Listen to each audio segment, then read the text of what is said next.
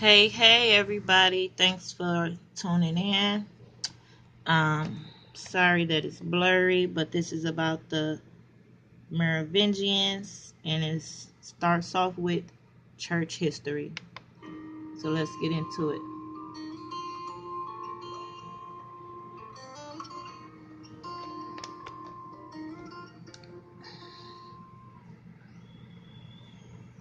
During Napoleon's reign, he was frequently under attack by the Bourbons. And the Bourbons had challenged Napoleon's right to even rule. And one of the bones of contention between Napoleon and the Bourbons was the fact that the Bourbons would appeal to their ancient past. The emblems that they would use on all of their tapestries and on their crests was the fleur-de-lis. It was a symbol of antiquity. And not to be outdone, Napoleon decided that he was going to find his own. And he lighted on the discovery of the recent tomb of Childeric I, just a century or so before. And Childeric was the son of Merovich. Merovich is this character in Frankish lore that is equal parts real human and equal parts myth. Merovich had been a great warrior. He had established the Merovingian dynasty, out of which also flowed the Frankish dynasty. And one of the things that was discovered in Childeric's tomb were a number of golden bees. Actually, they were cicadas. And these golden bees had a long history in mythology. They were used amongst the Egyptians to symbolize immortality or resurrection. Bees were believed to have come about as a result of the tears of one of the gods. And honey was believed to be the food of the gods, the nectar of the gods. And for whatever reason, the Merovingian dynasty had adopted the cicada or the bee as one of its emblems. And Napoleon found in this something that was more ancient than the fleur-de-lis, and yet which also harkened back to the French past. And so one of the things that's often overlooked when we see pictures or art of depicting Napoleon are the number of bees that are on his robes or on the walls. These bees for Napoleon were so important because they symbolized the reality of French might. It's hard to believe that bees and honey will be the thing that brings us into the Middle Ages, but in fact, it's not the honey or the bees themselves that Napoleon cared about, but it was the Frankish and the Merovingian world. And with the fall of the Western Roman half of the empire, we find ourselves in the dawn of the Middle Ages. And so in this lecture, we're going to begin a four-part series where we look at the major players on the European scene that battle and vie for the authority and for the power of what was formerly Rome.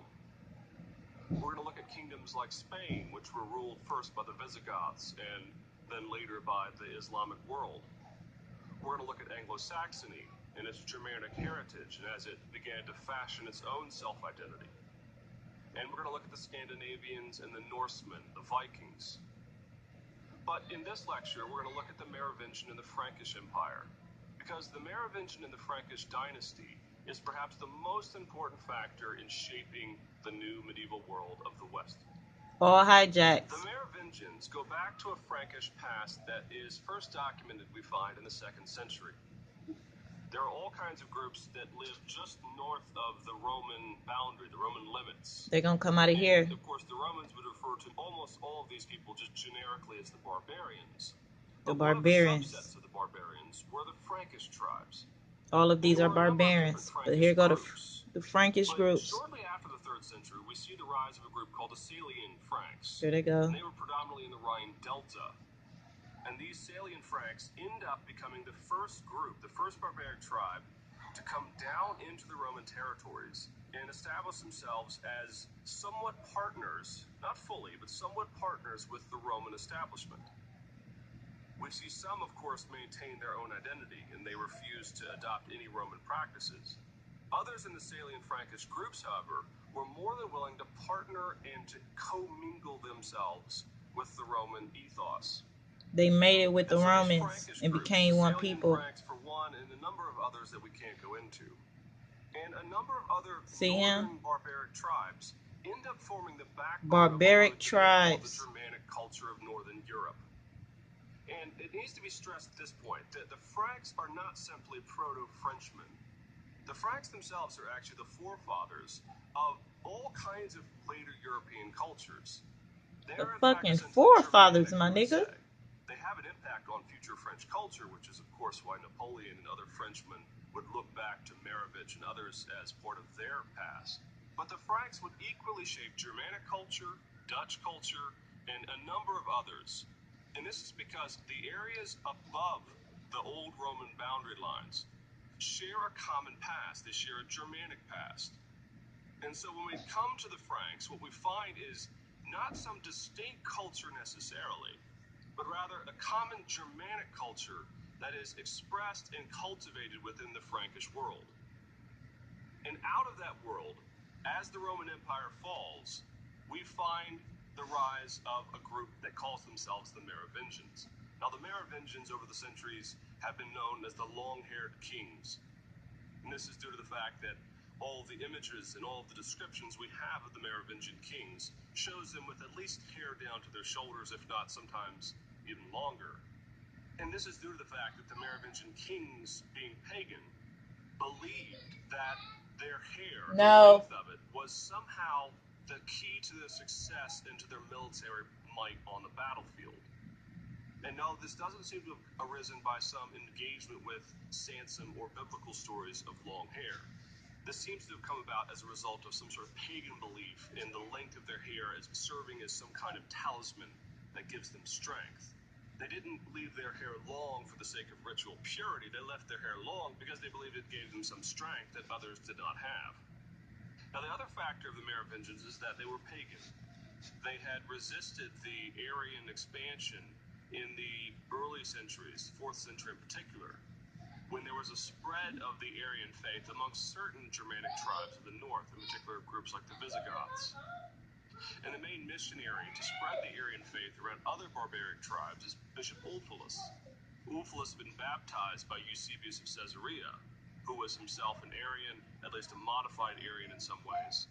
And Ulfilas had taken the Arian faith to the north. He had taken it to the Germanic tribes. And it was Ulfilas who had concocted the Gothic alphabet and had translated the Bible into Old Gothic, which then led to a further expansion and spread of the Arian faith. The Merovingians and the Franks, however, were pagan. They were not Arians. And so Meroving, even though he was difficult to understand historically, given all the legends that surrounds him, and his son Childeric were rank-and-file pagans. They were polygamists. They espoused all kinds of ritualistic worship of various gods. Now, these gods, later by Gregory of Tours, would be wrapped up in Roman gods, and he takes Germanic gods and gives them the names Mercury and Jupiter and these kinds of things. But they seem to worship their own kind of gods. And these gods and these deities had all kinds of strange ritualistic practices. Certain amounts of sacrifice, in some cases, certain artifacts and talismans were used by these pagans as symbols of power and strength. Just like the Scandinavians or the Vikings, the Franks and the Merovingians often would base their village or their tribe around a sacred oak or a sacred tree. And so the Merovingians and the Franks have very little to do with the expansion of the Christian faith, be it Arian or be it Catholic. That is, of course, until Merovingian's grandson Clovis I comes to the throne. During his expansions, Clovis had taken as a bride Clotilda. And Clotilda was not a pagan. Clotilda was actually a Catholic Christian. She espoused and she believed in the Nicene Creed, the orthodoxy of the Trinity. And Clotilda worked as hard as possible to convert Clovis to the faith. Now, Clovis resisted this entirely. He did not want to hear anything about the Christian faith, and he resisted baptism. And Clotilda, on 2 occasions, is forced to baptize her sons in secret. Now, at the end of it, Clovis relents. He begins to hear the faith. He begins to hear Clotilda. And on Christmas 496, Clovis submits to baptism. Now, this is vitally important because Clovis has converted to the Christian faith, but he has not converted to the Arian faith, which was dominant around all other northern European tribes. He converted to the Catholic faith, the faith What of does Clotilda, that mean? which means that he now embraced the Nicene faith. What But it does also that meant mean? that he had now some relationship with the established leaders of the Catholic faith, in particular the Pope. The Pope. Now, in many ways, Clovis still goes about his warrior